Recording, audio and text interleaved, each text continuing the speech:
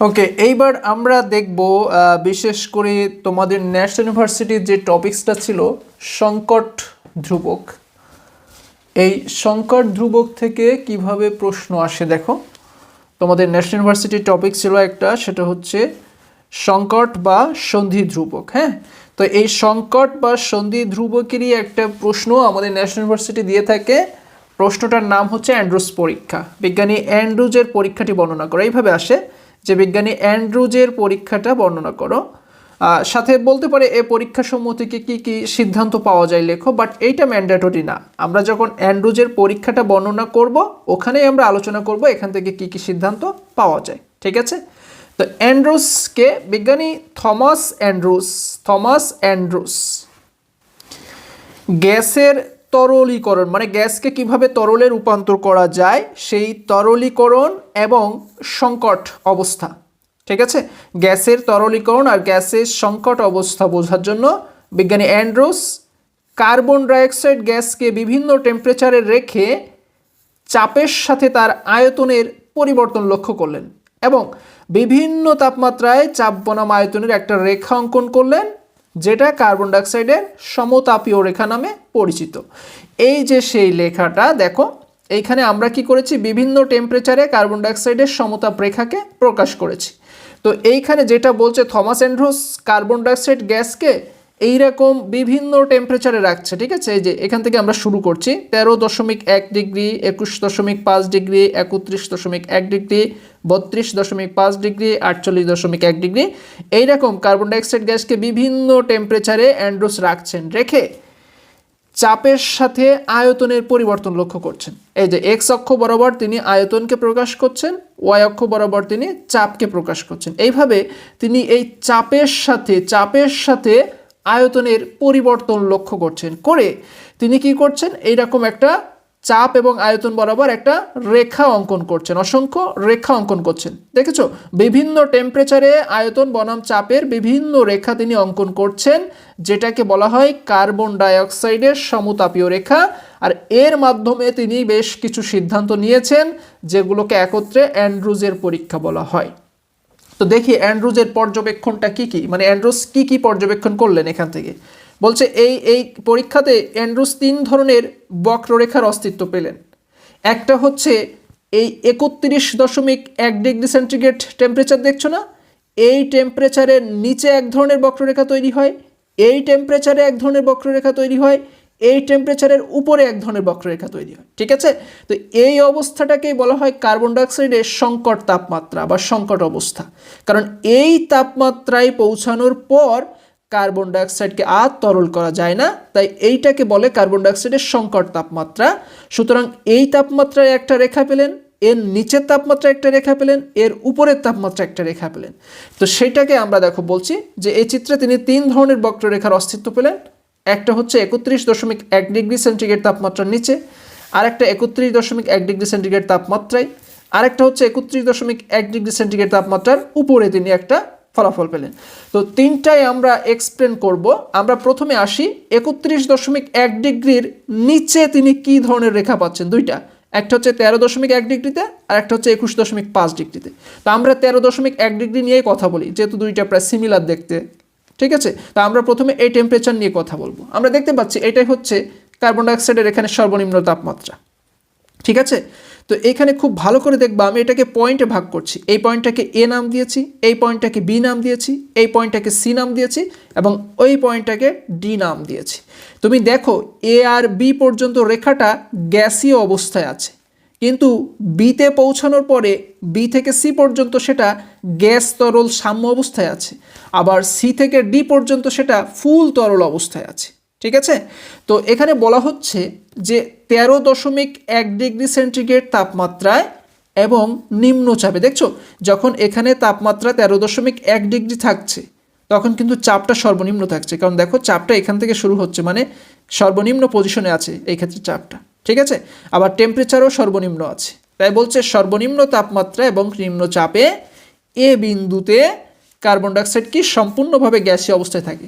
ঠিক আছে, এই বিন্দুতে কিন্তু কার্বন ডাইঅক্সাইডের সম্পূর্ণ গ্যাসীয় অবস্থায় থাকে।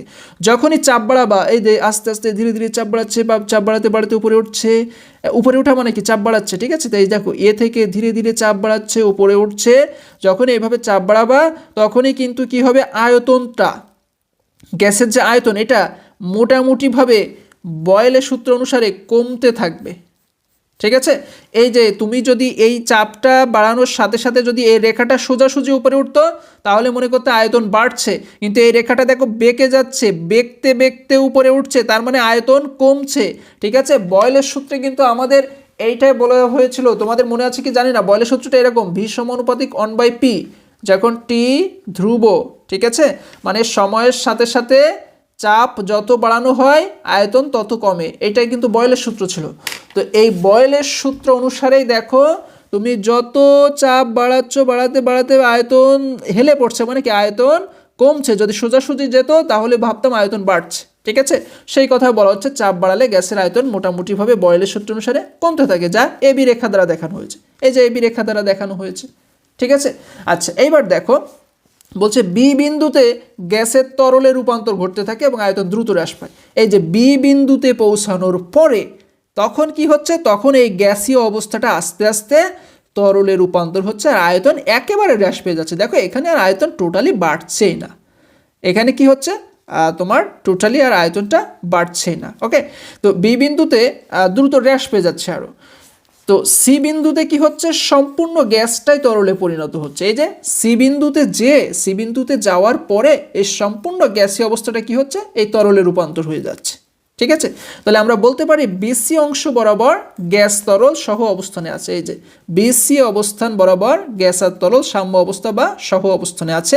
এবি বরাবর শুধু কার্বন ডাইঅক্সাইডটা এবি বরাবর, অর্থাৎ এবি রেখা বরাবর কার্বন ডাইঅক্সাইডটা শুধু গ্যাসীয় অবস্থায় আছে, বিসি রেখা বরাবর কার্বন ডাইঅক্সাইডটা গ্যাস তরল সাম্য অবস্থায় আছে, আর সিডি রেখা বরাবর কার্বন ডাইঅক্সাইড ফুলি তরল অবস্থায় আছে, ঠিক আছে। এই যে সিডি রেখা বরাবর কার্বন ডাইঅক্সাইড সম্পূর্ণ তরল অবস্থায় আছে। ওকে, এবার দেখো বলছে যে সি থেকে ডি পর্যন্ত রেখাটি অত্যন্ত খাড়া হয়, যা নির্দেশ করে তরল পদার্থকে অধিক চাপ প্রয়োগেও সহজে সংকুচিত করা যায় না এবং প্রচুর চাপ বৃদ্ধির ফলেও তরলের আয়তন খুবই কম হ্রাস পায়, ঠিক আছে। এই যে সি থেকে অবস্থাটা দেখো, সি থেকে কি হচ্ছে, সি থেকে ফুল খাড়া রেখা পাওয়া যাচ্ছে ডি পর্যন্ত, মানে এক্ষেত্রে চাপ বাড়ালে খুবই খাড়া রেখা পাওয়া যাচ্ছে। এর মানে কি, এর মানে হচ্ছে এই তরলকে তুমি যতই চাপ দাও না কেন, অধিক চাপ দিলেও এটা সহজে একে সংকুচিত করা যাবে না, ঠিক আছে। এবং প্রচুর চাপ বৃদ্ধির ফলেও এর আয়তন খুব একটা হ্রাস পাবে না, এটা এখানে বলা হচ্ছে। কেন? কারণ এই গ্যাসটা হচ্ছে মূলত অনেক কম সংকোচনশীল, হ্যাঁ, এ অনেক কম সংকুচিত হতে পারে। তাই আমরা বলতে পারি যে সিডি অংশ শুধুমাত্র তরল অবস্থা নির্দেশ করে। সিডি অংশ কি করে, তরল অবস্থা নির্দেশ করে। আবার এই যে এটা তো আমরা 13.1 ডিগ্রিতে কথা বললাম, আবার দেখো 21.5 ডিগ্রিতেও সেম চাপ আয়তন রেখা দেখা যাচ্ছে, ঠিক আছে। শুধু এইখানে কি হচ্ছে, এই যে আনুভূমিক রেখার দৈর্ঘ্যটা শুধু একটু 13.1 থেকে একটু রেখাটার দৈর্ঘ্য একটু কমে যাচ্ছে, এই যা পার্থক্য। তো এই হচ্ছে 31.1 ডিগ্রি সেন্টিগ্রেড তাপমাত্রার নিচের রেখার বর্ণনা। এইবার আমি যদি এটাকে এক কথায় বলি, দেখো এক কথায় এবার তুমি চিত্র দিকে তাকাবা, শুধু আমি ডিরেক্টলি এক লাইনে বলে যাব। দেখো এখানে দেখা যাচ্ছে যে 13.1 ডিগ্রি সেন্টিগ্রেড তাপমাত্রা এবং নিম্নচাপে এ বিন্দুতে কার্বন ডাইঅক্সাইডের সম্পূর্ণ গ্যাসীয় আছে, হ্যাঁ। চাপ বাড়ালে গ্যাসের আয়তন মোটামুটিভাবে বয়েলের সূত্র অনুসারে কমছে আস্তে আস্তে, যা এবি রেখা দ্বারা দেখাচ্ছে। আবার বি বিন্দুতে গিয়ে কি হচ্ছে, গ্যাসীয় অবস্থাটা তরলে রূপান্তর হওয়া শুরু করছে এবং আয়তনও দ্রুত এই যে হ্রাস পাচ্ছে। সি বিন্দুতে গিয়ে সম্পূর্ণ গ্যাসই তরলে পরিণত হয়ে যায়। তাহলে আমরা বলতে পারি বিসি বরাবর গ্যাস তরল সাম্য অবস্থায় আছে, এবি বরাবর গ্যাসীয় অবস্থায় আছে, আর সিডি বরাবর তরল অবস্থায় আছে, ঠিক আছে। এরপর সি থেকে ডি পর্যন্ত রেখাটিকে তুমি অত্যন্ত খাড়া হয়, যা নির্দেশ করে যে এই তরলকে অধিক চাপ দিলেও তাকে সহজে সংকুচিত করা যায় না এবং প্রচুর চাপ দিলেও এর আয়তন খুব কম হ্রাস পায়, ঠিক আছে। কারণ গ্যাসের চেয়ে তরল হচ্ছে কম সংকোচন হতে পারে। ওকে, আচ্ছা 21.5 ডিগ্রিতেও সেম রেখা দেখা যাচ্ছে। তাহলে এইবার আমরা 31.1 ডিগ্রি সেন্টিগ্রেড তাপমাত্রায় যে রেখা পাওয়া যাচ্ছে সেটা নিয়ে একটু আলোচনা করি। দেখো এইখানে যে রেখা পাওয়া যাচ্ছে একটু ভালো করে দেখবা, এই যে এখানের এই পয়েন্ট থেকে শুরু হচ্ছে তাপমাত্রাটা। এইখানে তুমি যখন 13.1 থেকে তাপমাত্রা বাড়াচ্ছ তখন 21.5 হচ্ছে, 21.5 থেকে আরও বাড়ালে সেটা 31.1 ডিগ্রিতে মনে করো তাপমাত্রাটা নিয়ে গেলে, তখন এই রেখাংশটা দেখো এর মতো এরকম দুইটা পার্টে আর পাওয়া যাচ্ছে না, এখন ডিরেক্টলি একটা কিসে পরিণত হয়েছে বলো তো? আনুভূমিক রেখাংশটি ডিরেক্টলি একটা বিন্দুতে পরিণত হচ্ছে। সে বিন্দুটা কোথায়? এইখানে আসছে বিন্দুটা, ঠিক আছে? এই বিন্দুতে গ্যাস আর তরলের মধ্যে কোনো পার্থক্য থাকে না, এই বিন্দুতে গ্যাস আর তরলের ভিতরে কোনো ডিফারেন্ট থাকে না, ভিন্নতা থাকে না। হ্যাঁ, বিজ্ঞানী অ্যান্ড্রুস লক্ষ্য করলেন যে এই তাপমাত্রায় বা এর থেকে উপরের কোনো টেম্পারেচারে কি করা যায় না, উচ্চ চাপ প্রয়োগ করলেও এই গ্যাসীয় পদার্থকে আর তরলে রূপান্তর করা যায় না, ঠিক আছে? মানে কার্বন ডাইঅক্সাইডকে আর তরলে রূপান্তর করা যায় না। এই জন্য তিনি এই বিন্দুটাকে নাম দিলেন কি? সন্ধি বিন্দু। এটাকে বলে সন্ধি বিন্দু। আর এই টেম্পারেচারটাকে বলা হয় কার্বন ডাইঅক্সাইডের সন্ধি তাপমাত্রা। এই টিসি দিয়ে আমি সন্ধি তাপমাত্রাকে বোঝাচ্ছি, ভিসি দিয়ে আমি সন্ধি আয়তনকে বোঝাচ্ছি, পিসি দিয়ে আমি সন্ধি চাপকে বোঝাচ্ছি, ঠিক আছে? তো এই বিন্দুতে সন্ধি আয়তন আছে, সন্ধি তাপমাত্রা আছে, সন্ধি চাপ আছে, ঠিক আছে? এই বিন্দুতে, এই জন্য এটাকে বলে সন্ধি অবস্থা। আর এই টেম্পারেচার, যে টেম্পারেচারে একটা গ্যাসকে যে টেম্পারেচার বা তার উপরের কোনো টেম্পারেচারে আর তরলে রূপান্তর করা যায় না, সেই টেম্পারেচারকে বলে সংকট তাপমাত্রা বা ক্রিটিক্যাল টেম্পারেচার। ওকে, তাহলে আমরা 31.1 ডিগ্রিতে যে রেখা পাওয়া যায় সেটাও বললাম। মূলত এই রেখায় আমরা একটা সন্ধি বিন্দু পাই। এবার এর উপরের টেম্পারেচারে কী ধরনের রেখা পাওয়া যায় এটা নিয়ে আমাদের একটু আলোচনা করতে হবে। দেখো, আরও বেশি তাপমাত্রা যখন দেওয়া হয় তখন আমরা দেখতে পাই যে চাপ পিভি লেখচিত্রটা একবার আয়তকার পরাবৃত্তের মতো হয়, এই যে আয়তকার পরাবৃত্তের মতো হয়, উপবৃত্তের মতো হয়। সুতরাং এই অবস্থায় লেখচিত্রগুলো কি হয়? এই অবস্থায় কার্বন ডাইঅক্সাইড গ্যাস মোটামুটি একটা আদর্শ গ্যাসের মতো আচরণ করে এবং বয়েলের সূত্র অনুসরণ করে, ঠিক আছে? তাহলে আমরা অ্যান্ড্রুজের পরীক্ষা থেকে 3টা ফলাফল পেলাম। একটা হচ্ছে সংকট তাপমাত্রা ধারণা পেলাম, আর একটা সংকট চাপের ধারণা পেলাম, আর একটা সংকট আয়তনের ধারণা পেলাম, ঠিক আছে? আমরা দেখতে পাচ্ছি কার্বন ডাইঅক্সাইডের সংকট চাপটা 72.9 এই বিন্দুতে আছে, সংকট আয়তনটা হচ্ছে 3.61, যদিও এখানে লেখাটা মিস্টেক হয়ে গেছে, আর সংকট তাপমাত্রা হচ্ছে 31.1 ডিগ্রি। তো এই হচ্ছে বিজ্ঞানী অ্যান্ড্রুজের পরীক্ষা, যার সাহায্যে তিনি কার্বন ডাইঅক্সাইডের সমতাপীয় রেখার বেশ কিছু পর্যবেক্ষণ বা সিদ্ধান্ত নিয়েছিলেন। ওকে, তো এখন আমরা চলে যাব এই সংকট তাপমাত্রা কি, সংকট চাপ কি, সংকট আয়তন কি, এই 3টা টপিক্সে। সবসময় মনে রাখবা কার্বন ডাইঅক্সাইডের ক্ষেত্রে সংকট তাপমাত্রা 31.1 ডিগ্রি, মানে এর উপরের বা এই তাপমাত্রায় কার্বন ডাইঅক্সাইডকে আর তরলে রূপান্তর করা যায় না। সংকট চাপ হচ্ছে 72.9 অ্যাটমসফিয়ার কার্বন ডাইঅক্সাইডের ক্ষেত্রে। কার্বন ডাইঅক্সাইডের সংকট আয়তন হচ্ছে 3.61 লিটার। ওকে, তো চলো আমরা এখন এই 3টা টপিক্স একটু বোঝার চেষ্টা করি। ওকে, তো ওই 3টাকে আলোচনার জন্য আমাদের যে বিষয়টা আগে জানতে হবে সেটা হচ্ছে সংকট ধ্রুবক। দেখো, সংকট ধ্রুবক কি?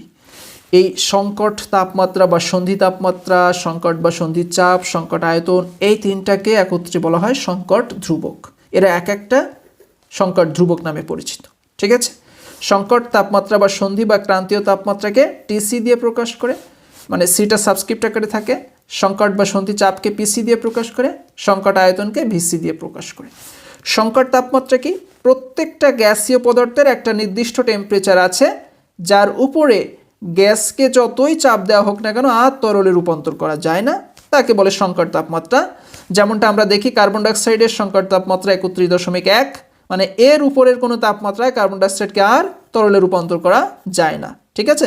তো যে গ্যাসের সংকট তাপমাত্রা যত বেশি হবে তাকে তত সহজে তরলে পরিণত করা যাবে, কারণ এই 31.1 এর ভিতরে যদি তাপমাত্রা থেমে যায় তাহলে তো এই তাপমাত্রা আসার পরে তাকে আর তরলে নেওয়া যাবে না। তাহলে এই তাপমাত্রা যদি একটু বেশি হয় তাহলে তরলে পরিণত করা একটু সহজ হবে, ঠিক আছে? আচ্ছা, সংকট চাপ কি? কোনো গ্যাসীয় পদার্থকে যখন তুমি সংকট তাপমাত্রায় রেখে দিবা, রাখার পর গ্যাসের ওপর সর্বনিম্ন যে চাপ দিলে তাকে তরলে পরিণত করা যায়, সেটাই হচ্ছে সংকট চাপ। যেমন কার্বন ডাইঅক্সাইডের সংকট চাপ হচ্ছে 72.9 বা 73 অ্যাটমসফিয়ার। হ্যাঁ, তো এখন 31.1 ডিগ্রি সংকট তাপে রেখে কার্বন ডাইঅক্সাইডকে যদি তুমি তরলে পরিণত করতে চাও তাহলে তার উপরে তোমাকে এত অ্যাটমসফিয়ার চাপ প্রয়োগ করতে হবে, মানে এইটাই হচ্ছে তার সংকট বা সন্ধি চাপ। ওকে, সংকট আয়তন কি? সংকট তাপমাত্রা সংকট চাপে 1 মোল গ্যাসীয় পদার্থের আয়তনকে সংকট আয়তন বলে।